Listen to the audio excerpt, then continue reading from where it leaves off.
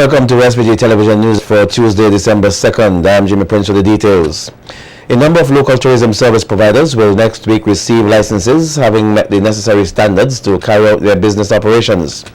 Just over a year ago, Parliament adopted a legislation to standardize and regulate the quality of local tourism service providers, which took effect on November 1st this year. At a media conference earlier today, Chief Executive Officer of the SVG Tourism Authority, Glen Beache, says these service providers had over a year to get their businesses in order, and that come January 2015, those who have not will be left behind. Beache says this relates to accommodation, and of the 75 properties that were pre-registered prior to the legislation, only 38 officially registered. He says 37 of these properties were inspected, and next week 35 more will be issued licenses. I want to put it out there to the hoteliers. You have to register. You have to get licensed. If you do not get licensed, the Tourism Authority will not be marketing your property. You will not be listed in the Do 32. We will not be recommending any visitor stay at your property. It's as simple as that. This is not done, and the Prime Minister spoke about it. I've spoken about it. We're not doing this to get anybody out of business. That is not the intent. But we do have standards that we need to keep. And the minimum standards are simple. You've heard me speak about it. Hairnet when you're cooking. Running hot water in the kitchen. Simple. Towels that don't have holes. Laundries. Simple things. And, I see some of you smiling, but you'd be surprised what we've met in some properties. I'll give an example. We actually saw a property, and I give this example, and I won't say the property's name, but I give this example to show you exactly what we're going through. We inspected one property where they did not change the soap after somebody left a room because the soap was not finished. Now, this is the sort of thing that we have to deal with. In terms of the standardization of taxi operators, Beache says of the 112 operators who registered, 99 will be also be issued with licenses next week. The taxi operators have really supported the Tourism Authority with this, and I think the majority of them have understood. One of the arguments we used to get before we trained the taxi operators was that, especially the older heads, I came from the older heads, I've been in this business for over 40 years, there's nothing you guys can tell us. Many of them, when they came to the training with that same attitude, one part of the training, okay, you're taking a group of people from the cruise ship terminal to Bukama.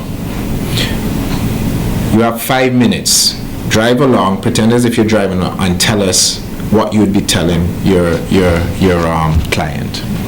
Most of them could not do it. There were mistakes everywhere, and they were very appreciative of having that training, and they really stepped up to it. And it wasn't only about that. All of them received first aid training from the Red Cross, of which the Tourism Authority paid for. And as usual, even though we've been speaking about this for 3 years, after it got out that they were going to be receiving their license, and most of you would have seen a lot of taxis with this tourism approved, with the sticker, with the tick in the middle. Those are the ones that have been licensed and will receive their license next week. He says that it is time that stakeholders of the local tourism industry get the little things right, including the service providers, noting that SVG is up against every country in the world for the tourism dollar. We can market St. Vincent and the Grenadines as much as we possibly can. If we don't get it right here on the ground, then it makes no sense. And the legislation allows you a three month period before we can charge you with anything. So this came into effect November 1st, so you have until the end of January to get it right. It's as simple as, we're not trying to get you out of business. Like everywhere else in the world, we have to get this right. Taxi operators. A workshop geared at improving performance and accountability in the public service was held here earlier today by the Public Service Reform Unit. The workshop, which targeted middle and senior level officers, seeks to help them recognize the linkages between performance and accountability and deliver the highest quality of customer service. Minister responsible for the public service, Maxwell Charles, said the workshop could not have come at a better time, noting that it puts public servants in check mode.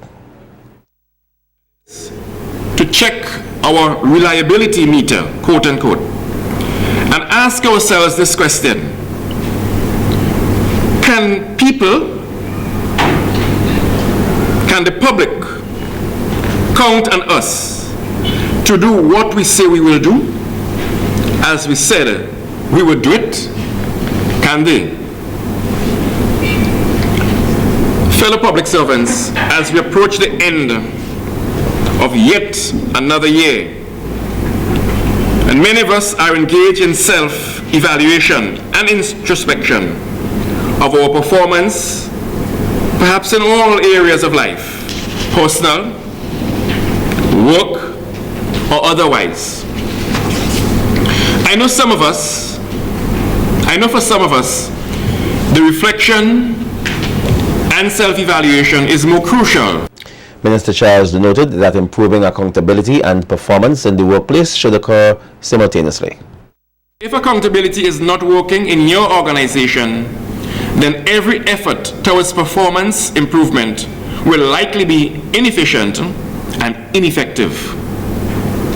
The ability to execute and deliver results is directly tied to the accountability attitudes and systems that are in place in any organization.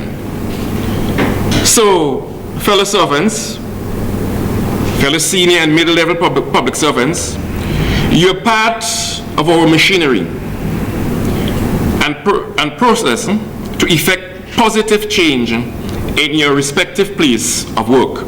He said that creating a culture of accountability and productivity is not only the right thing, but the smart thing to do. For years, it's been a pretty good one, and I know they're very honest public servants. But of course, we can all do better, and there's some who need to come up to the mark. Because remember, you are the face of St. Vincent and the Grenadines. And anytime we have something going wrong in the public service, it gives the island a bad name, it gives the government a bad name, it gives you a bad name too. Well, persons in the North Leeward area are being asked to exercise a little more patience as roadwork continues in Spring Village. Many persons from the area have aired their grievances on the Hits FM morning show. During the discussion, it was said that because of the poor condition of the road and the sporadic construction patterns over the last couple of weeks, several gas stations in the area have closed because the gas tankers are unable to get to them. Road maintenance engineer Colin, who called in to the radio program, says a bypass road, which is nearing completion, will be open to all types of vehicles in the coming week. He also stated that the road work in the area has never stopped or delayed and is urging persons to have a little more patience as they seek to complete the work. Well, soon after the area was called out, we would have engaged a backhoe and an excavator to clear the site. Okay. Right, that is to excavate on the left-hand side, going down to Spring Village. But in doing so, we realized that the material was a lot harder than we thought. So therefore, we had to change the plan somewhat. So we brought in a backhoe with a hammer.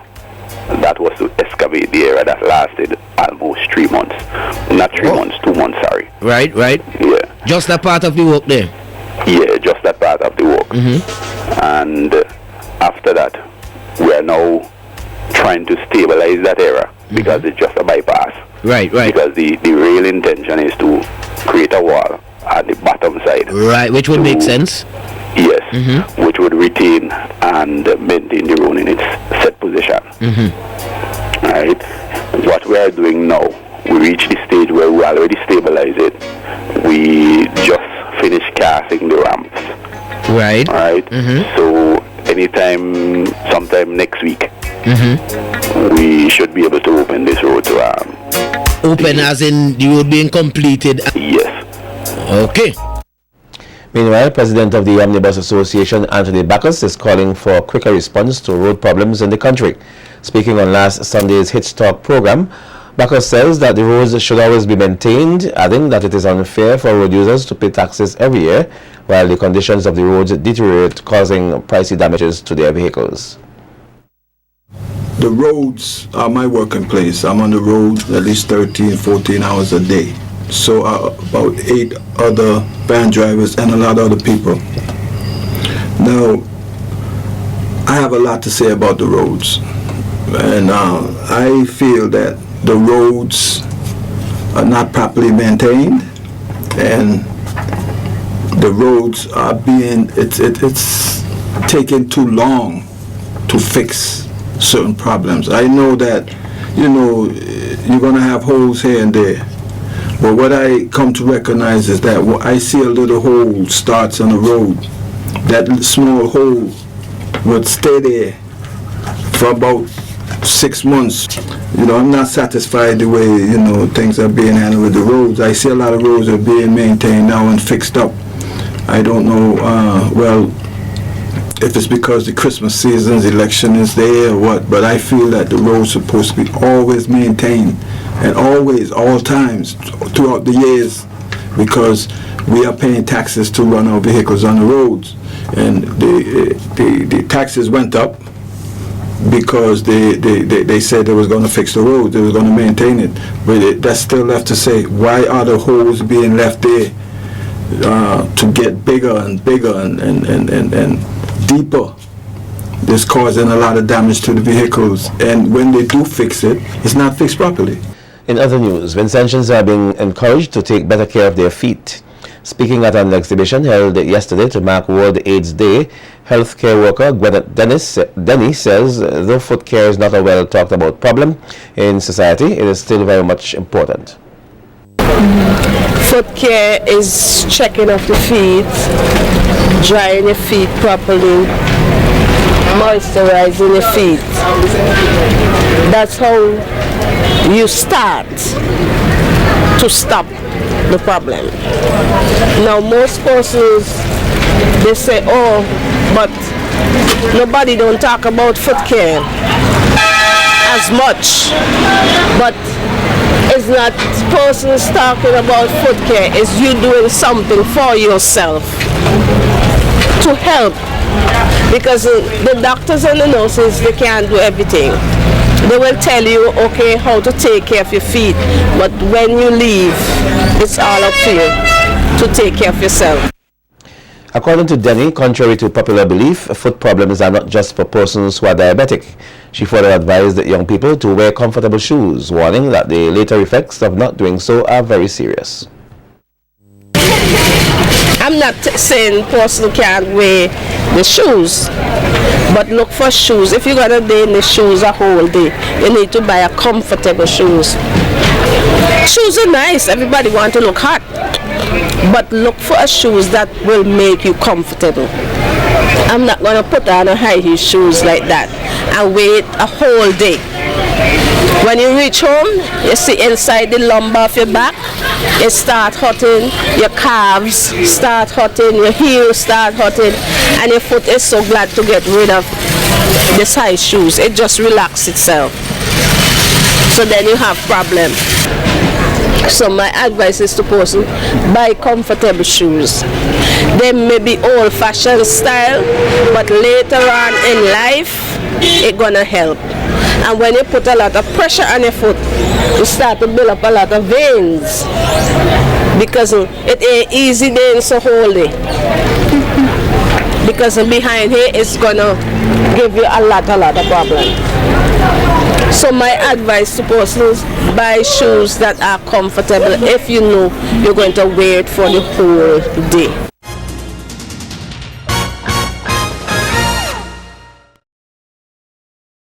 The National Lotteries Authority, the NLA, is again doing its part to ensure the success of the National Night Mornings Festival. This year, the authority is investing some $150,000 in the unique Vincentian Festival.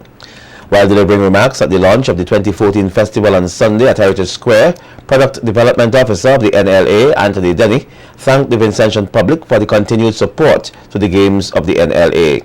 Then he says it is a result of such patronage the NLA is placed in such a position to better support sports and culture in this country.